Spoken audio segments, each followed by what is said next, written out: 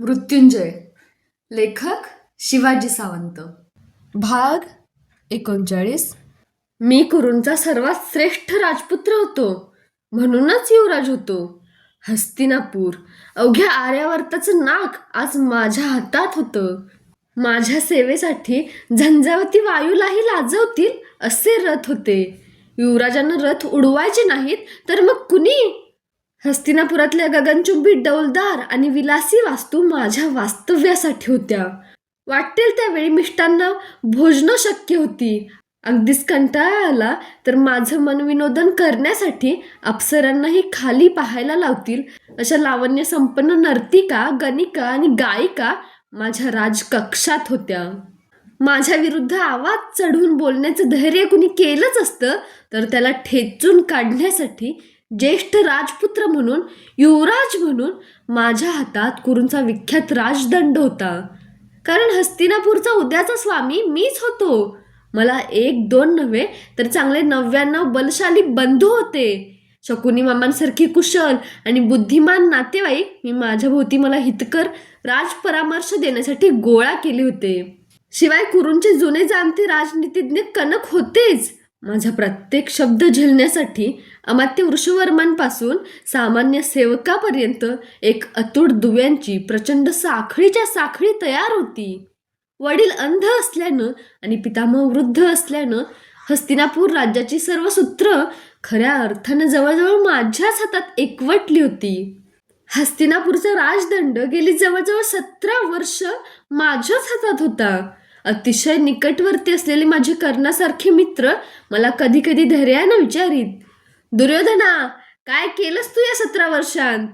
पण ते विसरत होते की कुरूंच्या या अफाट राज्याच्या दृष्टीनं हा 17 वर्षांचा काळ म्हणजे अगदीच नगण्य आहे.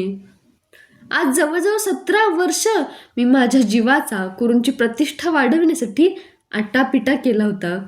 तरीही हे लोक म्हणतच होते की तू अनिर्बंध वागलास. असंच जर असेल तर मीही म्हणतो की होय, मी अनिर्बंधच वागलो. काय म्हणणं आहे तुमचं त्याबद्दल? मला कुणाचे बंध असण्याचं कारण तरी काय? हे राज्य कुणी मिळवलं? माझ्या पूर्वजांनीच ना? मग त्यांचा वंशज असलेला मी असा वागलो तर त्यात काय चूक आहे? माझ्या भविष्यात काय आहे याची धास्ती बाळगण्याचं मला मुळीच कारण नव्हतं. भविष्यात काय आहे हे भविष्य ठरवील. या हस्तिनापुराचं काय होईल, या आर्यावर्ताचं काय होईल, पण मी मात्र हा असाच वागणार. कारण मी भूत आणि भविष्य दोन्ही काळ जाणत नाही. मला माहीत आहे तो केवळ धगधगता वर्तमान काळ. आणि या वर्तमानात विरोधक म्हणून पांडवांची मला जी एक दुरस्थ भीती वाटत होती तीही मी कुशलतेनं कमी केली होती. कारण महापराक्रमी, बलाढ्य आणि सूर्यासारखा तेजस्वी कर्ण सर्वस्वी आज माझ्या बाजूला होता. त्याचा एकमुखी कौल आज माझ्याच पक्षाला होता. जरी पराक्रमी असला तरी भोळा भाबडा आहे तो. त्याला सर्वजण सारथी म्हणत, हीन म्हणत, पण ज्या ज्या वेळी मी त्याला पाहिलं होतं त्या त्या प्रत्येक वेळी तो एक सुतपुत्र आहे हे मला कधीच पटलं नाही. सारथ्याच्या अंगी एवढा पराक्रम कसा असेल? सारथ्याच्या कानात तेजोवलय फेकणारी हिरण्यवर्णाची कुंडलं असतील काय? तो कुणीतरी उच्च कुलातला राजपुत्रच होता. पण पण त्याला स्वतःला माहीत नसावं की आपण कोण आहोत ते. माझा तर्क जर खरा असेल आणि त्याला जर उद्या त्याचं खरं स्वरूप कळेल तर छे, कल्पनाही करवत नाही की मग हा कुरूंचा युवराज म्हणून मिरवणाऱ्या दुर्योधनाची काय अवस्था होईल. आपला जीवन कंठच्छ मित्र म्हणून त्या वेड्यानं आपलं जीवन सर्वस्व, ध्येय, भवितव्य सर्व काही माझ्या हाती सोपविलं आहे. अगदी निर्भयपणे. मला तो आपला मित्र आणि हितकर्ता मानतो. वेड्या कर्णा, या दुर्योधनाला पुरता ओळखायला तुला फार दिवस लागतील. कदाचित कदाचित स्वतःच्या अंतापर्यंतही तुला त्यासाठी डोळ्यात जीव आणून वाट पाहावी लागेल. कारण आज तू माझ्या मुठीत आहेस. मी तुला अंगदेशचा राजा केला आहे. अनेक दिवस सारथी म्हणून या हस्तिनापुराच्या कुठल्या तरी कोपऱ्यात खितपत पडलेल्या तुला मी, केवळ मीच, स्वातंत्र्याचे किरण दाखविले आहेत. कदाचित तुला तुझ्या जीवनांतापर्यंत कधी शक्य झालं नसतं असं राज्य मी तुला मिळवून दिलं आहे. तुला स्वतंत्र केलं आहे. आता यापुढं मी सांगेन त्याप्रमाणेच तुला वागावं लागणार आहे. नाही वागलास तर आतल्या आत धुमसत धुमसत तुला जळून जावं लागेल. पण माझी आता पुरेपूर खात्री झाली आहे की तू माझ्या विरुद्ध आता कधीच आणि काहीच बोलणार नाहीस. कारण मी तुला राजा केलं आहे. एका सारथ्याला एका स्वतंत्र देशाचं राजा केलं, हीच माझी थोर पुण्याई आहे. या पुण्याईच्या जोरावर मी आता तुझा हवा तसा वापर करीन. कर्णा, तू म्हणजे आज तर या दुर्योधनाच्या गोठ्यात बांधलेली एक निरुपद्रवी गाय आहेस. गाईला एकच माहीत असतं आणि ते म्हणजे आपल्या मालकाला दूध देणं. गरीब गाय आपल्या धन्यावर कधीच शिंग उगारीत नसते. हे अनुभवानं मला पक्क माहीत आहे. कर्णा, आज जरी तू या कुरुश्रेष्ठ दुर्योधनाच्या दारात केवळ असाच आहेस. तुला वाटत असेल की तुझ्यावरचं माझं प्रेम उफाळून उत्तू जात आहे आणि म्हणून मी तुला साथ देतो, पण अगदी चूक आहे ते. मला त्या पांडवांचा काटा काढायचा आहे. या कामी तुझा मला उपयोग होणार आहे. महाराज पांडूंचे आपण पुत्र आहोत असं ते वारंवार म्हणतात. माझे काका महाराज पांडू पराक्रमी होते, शत्रूत आपण होते, दिग्विजयी होते. हे सगळं मीही मान्य करतो. त्यांच्याबद्दल माझ्या मनात आजही नितांत आदर आहे. पण त्यांनी हस्तिनापूर का सोडलं हे ज्यांना माहीत असेल ते सुज्ञ लोक तरी निश्चित मान्य करतील की हे पांडव हे महाराज पांडूंचे पुत्र असू शकणार नाही. महाराज पांडूंना किंदम ऋषींनी एक भयानक शाप दिला होता. त्यांना त्या शापामुळे मुलं होणं शक्यच नव्हतं. मग हे पांडव त्यांचे कसे? ते महाराज पांडूंचे पुत्र नव्हेत हे एकदा नक्की झाल्यानंतर त्यांना मी पांडव असं तरी का म्हणावं? फार तर ते कौंतेय आणि माद्रेय म्हणून घेण्याला पात्र होतील. आणि असं असेल तर त्यांनी स्वतःच्या राज्याच्या प्राप्तीसाठी मथुरेला जाऊन श्रीकृष्णाबरोबर भांडावं किंवा मद्र देशाला जाऊन शल्याशी भांडावं. इथं या हस्तिनापुरात ते उद्धत अधिकारानं आपलं तोंड का खुपसत आहेत? आमच्या प्रिय पांडू महाराजांचं काय झालं ते एक महान आश्चर्यच आहे. महाराज कसे वारले हे कुणीच सांगत नव्हतं. राजमाता कुंतीकडे बघूनच केवळ त्या सर्वांना या राजवाड्यात आश्रय दिला गेला. जिथं तिथं चाललेले त्यांचे सगळे लाड आजवर आत्यंतिक संयमानं मी सहन केले. वास्तविक गुरु द्रोण, कौरवांचे राजगुरू, त्यांनी आम्हाला अधिक जिव्हाळ्यानं वागवायला हवं होतं.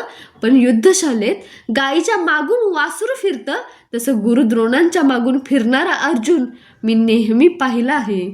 नको तिथं नाक खुपसून सर्वांनाच उपदेशाची घोट पाजणारा युधिष्ठिर मी पाहिला आहे.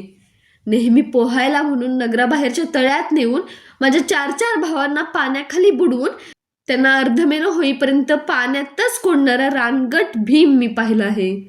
ते पाहताना मला काय वाटलं असेल याचा कुणीतरी आणि कधीतरी विचार केला आहे काय?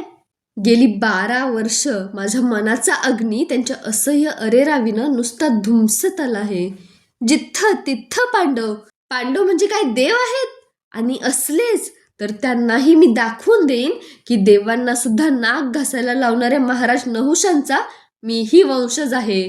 कारण ते पांडव अलीकडे हस्तिनापूरच्या राजसिंहासनावर सरळ सरळ आपला अधिकार सांगू लागले आहेत. तो युधिष्ठिर तर पक्का खाल मुंडी पाताळ धुंडी आहे. तो माझ्यापेक्षा वयानं ज्येष्ठ आहे असं सर्वजण म्हणतात. त्याला प्रमाण काय? त्याचा जन्म तर अरण्यातला. शिवाय लाक्षागृहाच्या दुर्घटनेनंतर हस्तिनापुरानं मलाच युवराज मानलंय. त्याचं काय? राज्य कुणाचं? कौरवांचं. ज्येष्ठ कौरव असल्यामुळे माझे पिता धृतराष्ट्र यांचं. ते अंध असल्यामुळे मिळालं त्यांचे कनिष्ठ बंधू पांडूंना. ते शापदग्ध झाल्यामुळे वनात गेले विश्वस्थ म्हणून धृतराष्ट्रांना नेमून. पांडूंना शापामुळेच पुत्रप्राप्ती होणं शक्य नव्हतं. त्यासाठीच तर मनावर संयम मिळवण्यासाठी ते वनात गेले. तिथं त्या शापामुळेच ते वनातच वारले. पांडूंच्या पश्चात माझे वडील धृतराष्ट्र ह्यांचंच हे राज्य नाही का? कारण कौरव व कौंतेयात कुरु म्हणून कौरवच ज्येष्ठ आहेत. पांडूंच्या पश्चात आता हस्तिनापूरचं राज्य त्यांचंच आहे आणि खरं तर ज्येष्ठ कौरव म्हणून माझंच आहे. मागत होते मात्र मान वर करून ते कुंती आणि माद्रीच्या पापाचे पुत्र. कारण माझं मन नेहमी मला सांगत होतं की पांडव हे महाराज पांडूंचे नव्हेतच. फार तर ते कुंतीचे आणि माद्रीचे पुत्र असतीलही. पण एवढ्या जोरावरच ते कुरूंच्या राजसिंहासनावर बसण्याची गोंड स्वप्न रंगवीत असतील तर माझ्या मते ते महामूर्ख आहेत. वळचणीच्या सांडपाण्याला कोणीच कधी गंगेचं पवित्र जल मानित नाहीत. ओढ्या काठी इतस्तता वाढलेल्या रामेट्याच्या खुरट्या झुडपावरची विरविरीत फुलं प्राजक्त मानून कोणीच कधी देवाच्या पवित्र मूर्तीवर चढवीत नाहीत. रस्त्यावरच्या गारगोट्या आकाशातल्या तारका बनून कधीच चमकत नाहीत. वडाच्या झाडावर बसून भर उन्हात केविलवाणी कावकाव करणाऱ्या काळ्याकुट्ट कावळ्याला उंच शिखरावर बसणाऱ्या पक्षीराज गरुडाची कधीच सर येणार नाही. काय व्हायचं असेल ते हो, पण जोपर्यंत हा बलशाली कौरव दुर्योधन जिवंत आहे तोपर्यंत तो काहीही करील. पण पांडव म्हणून घेणाऱ्या त्या पापी पंचकडीला तो कुरूंच्या पवित्र आणि प्राचीन राजसिंहासनाला कधी शिवू सुद्धा देणार नाही. आणि त्यासाठीच कर्ण मी तुला एक प्रभावी शस्त्र म्हणून जवळ केलं आहे. तसा स्पर्धेच्या संस्मरणीय दिवशीच मी निर्धार केला होता. केवळ यासाठीच त्या दिवशी प्रचंड जनसमुदायासमोर अंगदेशाचं राज्य देऊन त्या पराक्रमी कर्णाला मी कौशल्यानं माझ्या पक्षाकडे वळविलं आहे. कर्ण हा एकच एक असा योद्धा आहे की जो अर्जुनापेक्षाही काकणभर वरचढ आणि अनेक सद्गुणांमुळे श्रेष्ठ आहे. आखाड्यात त्यानं ते निर्विवादपणे सिद्धही केलं आहे. त्या दिवशी कर्णाच्या कुलशिलाबद्दल तो भीम मध्येच उठून जे काही बोलला ते बोलला नसता तर अर्जुन या जगात अस्तित्वातही राहिला नसता. द्वंद्वयुद्धात कर्णानं त्याच्या बरगड्या पिचल्या असत्या आणि म्हणूनच कर्णाचं सूर्यफुलासारखं चकाकणारं पिवळसर सोनेरी अंग हीच आता माझी अभेद्य ढाल बनली आहे. कौशल्यानं ती मी वेळ पडेल तेव्हा पुढं करणार आहे. कर्ण खरंच भोळा आहे. ज्याला तो आपलं मानतो त्याच्यावर तो विशुद्ध प्रेम करतो. मलाही त्यानं आता आपलं मानलं आहे. वेड्या कर्णा, तुला अंगराज करून स्वतंत्र करून जो मानाचा मुकुट मी मोठ्या प्रेमानं तुझ्या मस्तकावर चढविला आहे त्याच्या कोंदणात एक प्रकाशमान असा लाल रंगाचा हिरा आहे असं मी तुला भासविला आहे. वास्तविक तो हिरा नाहीच, तो आहे एक धगधगीत अंगार. माझ्यावरील तुझ्या भाबड्या श्रद्धेचा तो अंगार आहे. अंगार तू प्रेमानं मस्तकी धारण केलेला, मी माझ्या हातांनी बसविलेला.